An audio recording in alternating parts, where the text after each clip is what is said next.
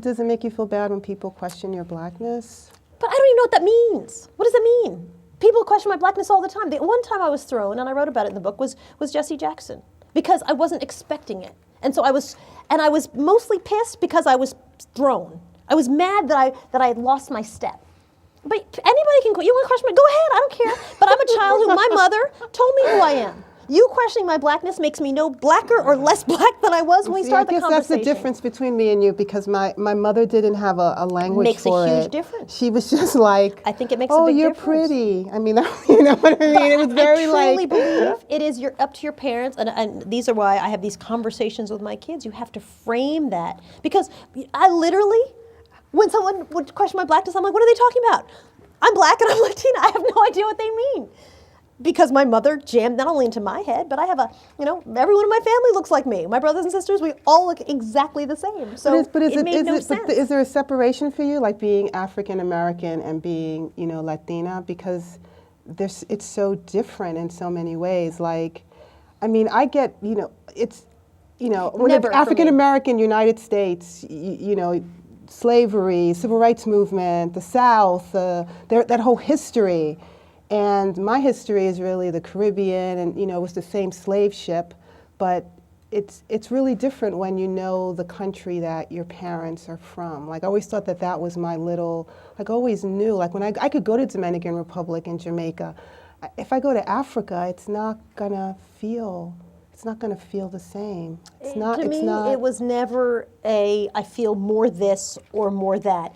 Just like I wouldn't say, I feel. People would say, but as a woman, do you ever feel? I'm like, I don't know. I don't know if I do know as a mother, I do have a very sharp experience before I had kids, after I had kids.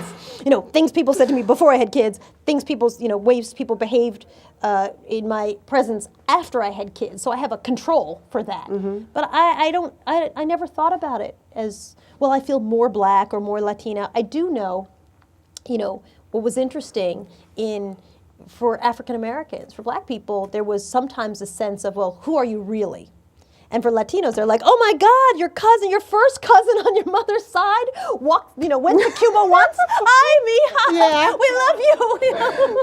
Which was a very different approach to sort of how you feel about being part of a community. But again, it never made me feel that I was more black or less black. I mean, I always thought that those sort of things were very odd because, so if you change your opinion or you had a political view or you covered a story you didn't, so suddenly you're more black or you're less black?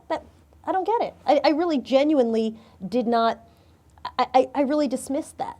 I mean, I understand the argument behind it, but I genuinely dismissed that. Well, I have found in my experience that African Americans can be very harsh. If you're a Latina, then you're not one of them. It can separate you. It happened to me more when I was a teenager than it does as an adult. Like now, it's just sort of like, hey, we're all the same. But when I was growing up, African Americans had very, very different experiences, and their experiences, and they didn't see me as part of those experiences because my mother was a light-skinned Latina, and my father, although he's black, he was from Jamaica, and he identified very strongly with Jamaica as home, home, home. See, we were the only people of color practically in our town, so there was no critical mass to have those nuanced conversations about race versus ethnicity and where you fit in. It was just like, I mean, people in my town used to say, so could you drive to Australia?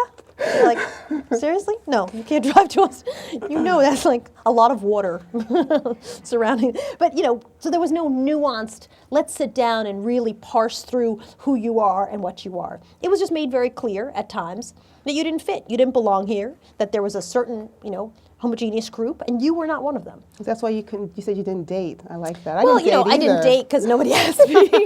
So maybe I buffer it by saying, because I was so smart, no one could handle that. No, I mean, partly my parents were very strict. So if some poor soul had asked me on a date, my mother would have called him up and said, have you lost your mind? Of course, she is not going out with you. But also, we were not popular. We didn't blend in. We were good students. My parents made sure. Their attitude was, as immigrants to this country, we are here for great schools. Your job here is to work hard and get your degree, and whatever's happening here, when you go off to college, there'll be boys, there'll be opportunities you'll get to do, but here, do your work. do your work. And my mother, she wasn't sympathetic. I think she loved that, you know, I wasn't popular. She thought that was the greatest thing ever, you know? So there